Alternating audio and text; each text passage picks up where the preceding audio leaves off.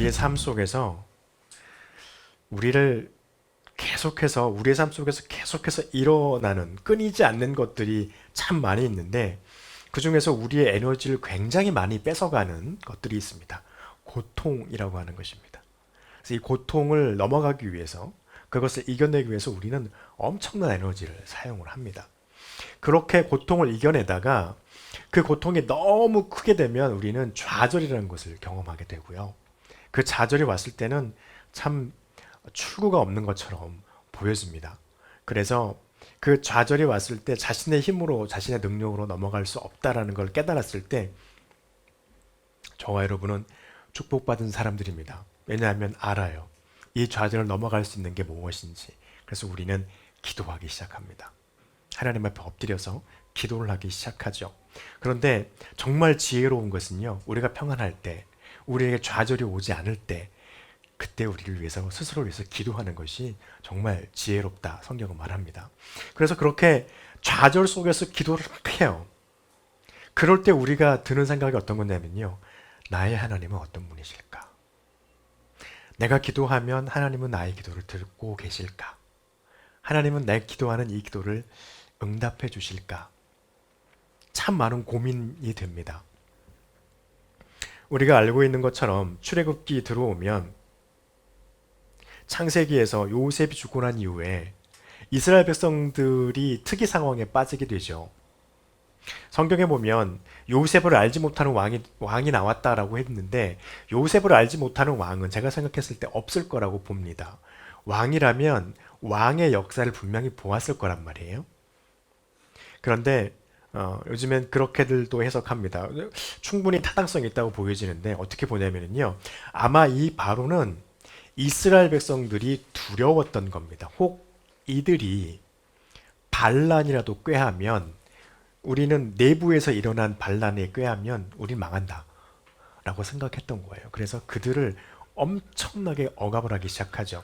억압하는 것은 옛날이나 지금이나 똑같아요. 고된 노동입니다.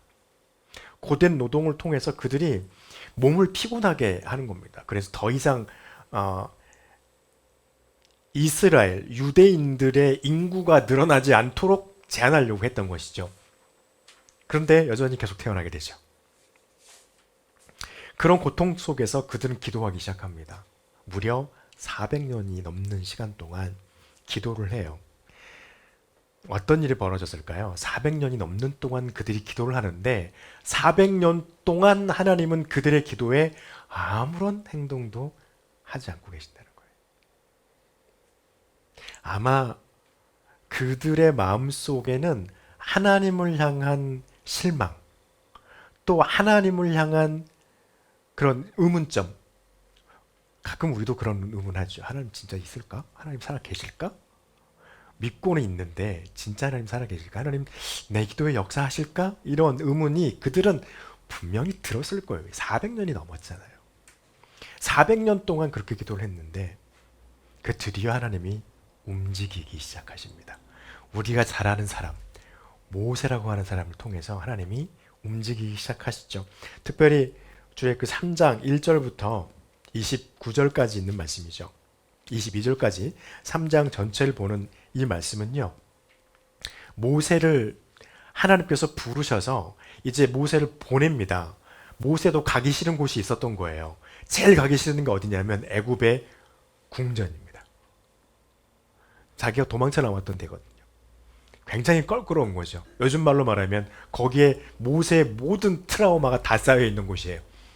이스라엘 백성들이 자기들을 지켜주려고 자기 수하를 죽였는데도 불구하고 이 사람들이 성질 나가지고 너도 우리 죽이려고 이렇게 해가지고 도망쳤던 그런 곳이었잖아요. 그곳에 갔는데 하나님께서 모세에게 나타나시죠. 나타나시고 하시는 말씀이 13절과 14절의 말씀입니다. 가라는 거예요. 너가 가기 싫은 그곳에, 너의 트라우마가 쌓여있는 그곳에 가서 나의 말을 전해라. 하나님은 어떤 분이셨을까요? 이스라엘에게. 먼저는요, 하나님은 인도하고 보게 하시는 하나님이라고 하는 것입니다. 2절에 보면 그렇게 돼 있죠. 3장 2절에 여호와의 사자가 떨기나무 가운데로부터 나오는 불꽃 안에서 그에게 나타나시니라. 그가 보니 떨기나무에 불이 붙었으나 그 떨기나무가 사라지지 아니한지라. 말씀드렸잖아요. 그때 당시엔 건기이고 바람이 심하게 불면요, 사막은 이런 말라 비틀어진 풀떼기 이런 것들이 불이 붙을 수 있습니다. 그래서 뭐 호주나 미국에 보면은 그 산불이 나는 시즌들이 있잖아요. 그때 나면 대규모로 산불이 나잖아요. 마찬가지인 것입니다. 이 불이 붙는 것은 흔한 일이었던 거예요. 흔한 일이었는데 모세가 굉장히 관찰력이 좋았을까요? 그건 아니었던 것 같아요. 하나님께서 모세로 하여금 그 타고 있는 떨기나무를 보게 한 것입니다. 그리고 발견하게 한 거예요. 그 안에 뭔가 다른 게 있다. 발견하게 하셨어요. 그리고 발견하고 결국에 한 것이 무엇입니까? 그 안에 하나님의 사자가 임재해 있는 것을 모세로 하여금 보게 하셨습니다. 하나님의 현현을 깨닫게 하는 거죠. 그리고 그 현현 때문에 모세의 눈길이 끌렸고 자동적으로 그의 발이 그곳을 향해서 가게 되었던 것입니다. 그리고 5절 말씀에 보니까 이렇게 말씀하세요. 하나님이 이르시되 이리로 가까이 오지 말라. 내가 선 곳은 거룩한 땅이니 내 발에서 신을 벗으라. 하나님께서 말씀하십니다. 너가 나와 대면하고 있는 이곳이 어떤 곳인지 알아야 한다 라는 것이에요. 거룩한 곳입니다. 그러면 하나님께서 말씀하시고 네가 신고 있는 너의 발의 신을 벗으라 말씀하십니다. 그리고 모세가 했던 행동은요, 그 안에서 6절의 하반절에 보니까 모세가 하나님 배웁기를 두려워하여 얼굴을 가리고 땅에 엎드렸습니다. 그렇게 해야만 할 존재였고 하나님이 계신 곳은 그렇게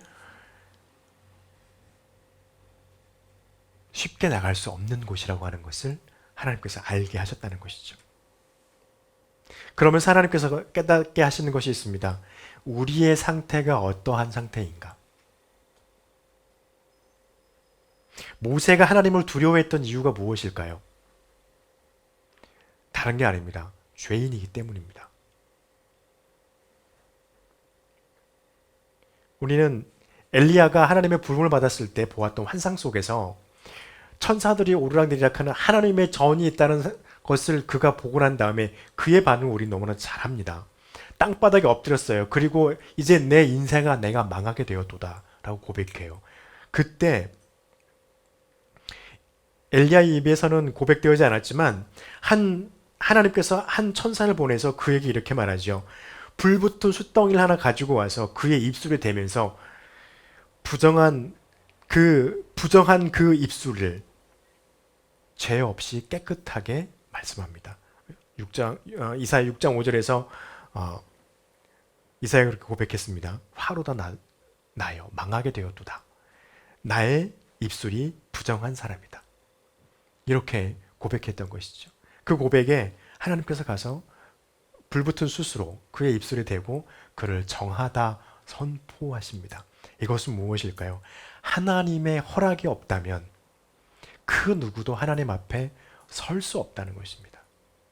모세도 예외가 아니었습니다. 아브라함도 예외가 아니었습니다.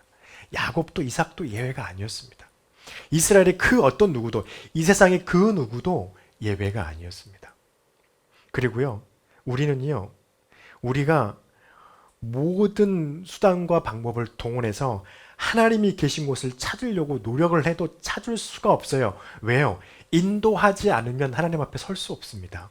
하나님이 보게 하지 않으면 그 누구도 하나님 앞에 하나님을 발견할 수 없고요. 하나님의 거룩한 그곳, 준엄하고 엄격한 하나님이 계신 그곳에 설 수 없어요. 그런데 하나님은 모세를 통해서 그 하나님을 발견하게 하시고 그 하나님이 계신 곳에 서게 하셨습니다. 오게 하셨어요. 그리고 하나님은 어떤 하나님이시냐면요, 함께 하시는 하나님이십니다. 7절 말씀에 보니까 이렇게 말씀하세요. 여호와께서 이르시되 내가 애굽에 있는 내 백성의 고통을 분명히 보고 그들이 그들의 감독자로 말미암아 부르짖음을 듣고 그 근심을 알고 내가 내려가서 그들을 애굽인의 손에서 건져내고 그들을 그 땅에서 인도하여 아름답고 광대한 땅으로 인도하리라 말씀하십니다. 이스라엘 백성들이 400년 동안 기도했어요. 그들의 생각은요, 하나님은 과연 뭘 하고 계실까? 하나님은 과연 내 기도를 듣고 계실까? 그것이 처음이었겠죠. 지나면서 나중에 하나님은 정말 계시는 건가? 우리 조상, 우리 할아버지 아브라함, 이삭, 야곱에게 말씀하시고 우리를 이끌어내셨던 그 하나님은 어디 가셔버리고 우리가 이렇게 고통받고 있는데 기도하는데 하나님은 뭐 하실까? 이렇게 한다는 것입니다. 그런데요, 하나님은 그들의 소리를 듣고 계셨습니다. 뿐만 아니죠. 뭐라고까지 말씀하시나요? 내가 그들의 고통을 분명히 보았다라고 말씀하고 계십니다. 그리고 하나님은요, 이스라엘에게 계획을 가지고 계셨습니다. 이스라엘이 가졌던 희망은 무엇일까요? 400년을 넘게 기도하면서 갖고 있던 이스라엘 희망은요, 지금 자기들에게 더 씌워진 이 너무 큰 이 고통과 중노동, 그 다음에 애굽의 그 폭정과 억압이 사라지기를 바라고 있는 게 그들의 희망이었어요. 그런데 하나님의 계획은요, 이스라엘이 가지고 있는 소망과 희망을 뛰어넘고 있어요. 어떤 겁니까? 출애굽이에요. 애굽에서 탈출시키겠다. 이거는 말이 안 되는 일이죠. 400년을 넘게 종으로 살았어요. 그런데 그들이 애굽이라는 나라에서 탈출해서 나와요? 생각할 수 없는 일이었습니다. 그들은. 그런데 하나님의 계획은 그들을 탈출시키시겠다는 거예요. 그들은요, 하나님을 예배하고 싶지만 애굽의 신을 예배할 수밖에 없었습니다. 그래야 뭘 먹을 수 있었으니까. 그런데 하나님은 그들에게 주신 또 하나의 하나님의 계획은 뭐냐면 하나님을 예배하는 독립국가를 형성하겠다는 거예요. 이거는요, 이스라엘이 가지고 있는 자신들의 소망과 희망은 그냥 티끌 정도밖에 안 되는 거예요. 하나님의 계획에 비하면. 하나님의 계획은 넘어서도 너무 과하게 넘어서 있는 겁니다. 그런데 하나님이요, 모세에게 말씀하시는 거죠. 내가 그걸 이루겠다는 거예요.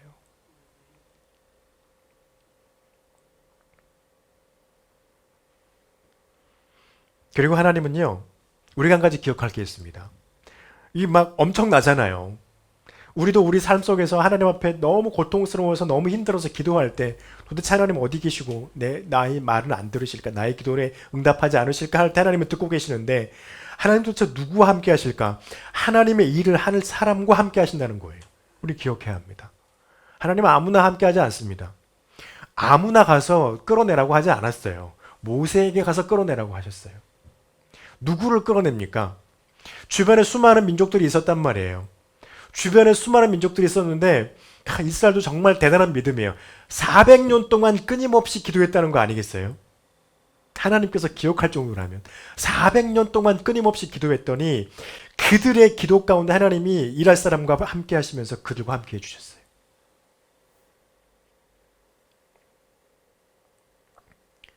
모세 대단한 사람이지만요, 모세가 출애굽 이후에 40년 동안 가나안 들어가기 전까지 이스라엘을 이끌었던 지도력, 그들을 끌어냈던 용기는요, 모세 애굽의 궁정에서 배웠던 무슨 군사 기술, 무슨 지식, 아니면 자기가 가지고 있었던 그런 그 어마어마한 재력으로 인해서 얻었던 수많은 지혜와 지식에서 나온 게 절대 아니라는 겁니다. 그건 분명히 한계가 있어요. 만약에 그 지식과 지혜로 또 군사적인 어떤 그런 용병술로 이스라엘을 출애굽시키려고 했다면 모세는 포기했어요. 안 돼요. 전력상 애굽과 이스라엘은 상대가 안 돼요. 성인과 4살짜리 애하고 싸우라고 시킨 것밖에 되지 않는 거예요.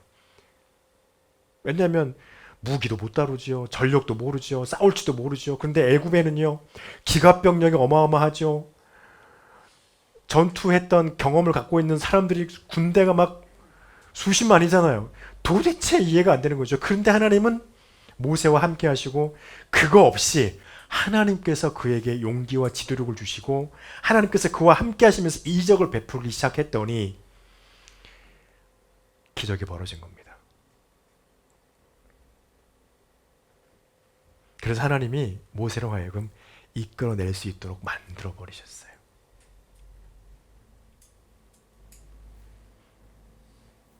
그리고 하나님은요, 행하시는 하나님입니다.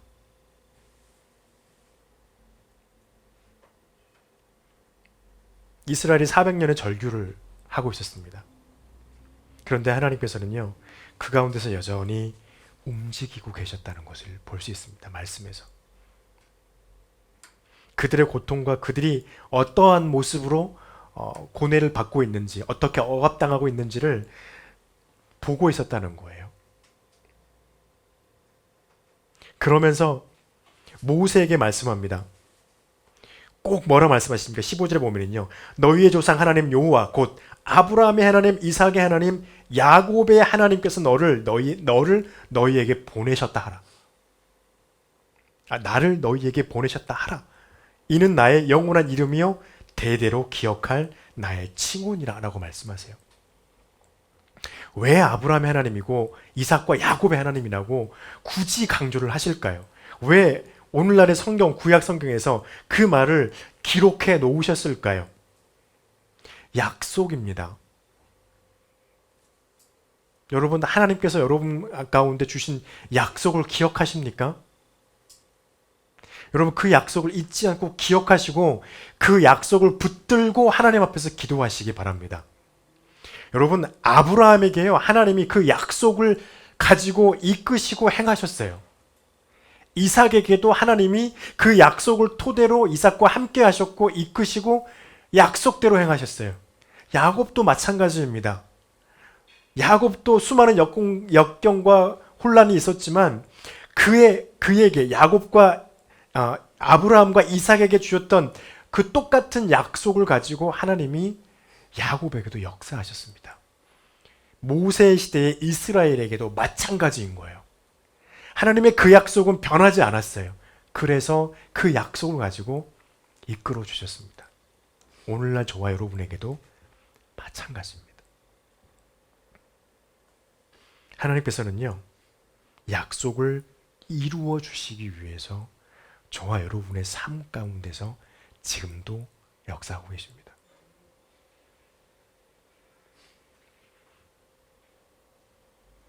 하나님은 어떤 사람들을 위해서 행할까요? 하나님 앞에서 예배하는 자들을 위해서 행하십니다. 예배하는 자는 어떤 자입니까? 하나님을 인정하는 사람입니다. 하나님의 말씀에 순종하는 사람입니다. 하나님과 교제하는 것을 즐겨하는 사람입니다. 예수 그리스도의 이름으로 기도하는 사람들입니다. 하나님, 이러한 자들과 하나님은 함께 하시고요. 그러한 사람들에게 하나님께서는 하나님의 행하심을 더욱 밀접하게 하신다는 것입니다. 그리고 아까도 말씀드렸지만요, 우리는 절대 여러분의 기도 가운데, 여러분의 기도 속에 하나님께서 응답하신 그 응답을 잊지 않고 기억하고 간직하시기 바랍니다.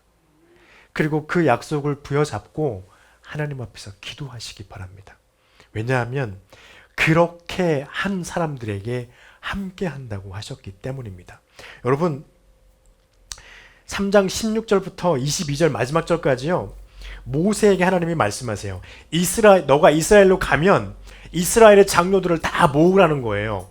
모아놓고 하는 말이 뭐냐면요, 너희의 조상과 함께 했던 하나님이 너희에게, 조상에게 했던 그 약속을 이제 이루실 것이다 라고 하는 것을 기억하게 하고 상기시키고 가르치라는 겁니다. 하나님이 먼저 하신 거예요. 가자마자 먼저 막 이적 베풀고 기적 베풀고 애굽을 치고 그 사람들이 믿을 수 있도록 뭔가 행하고 그것을 먼저 한 것이 아니라 이 말씀을 하고 계신 거예요. 장로들을 모아서 그들의 조상 아브라함과 이삭과 야곱과 함께 하셨던 하나님의 약속, 그것을 이루어 가신 하나님, 그 하나님이 이제 너희에게 그 약속을 다시 이루실 것이니 준비하라는 것이죠.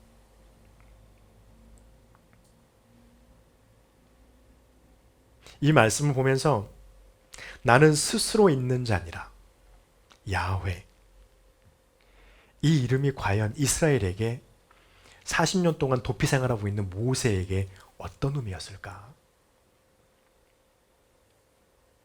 그들에게는요, 또한 우리에게도 마찬가지고 저에게도 여러분에게도 마찬가지인 것 같아요.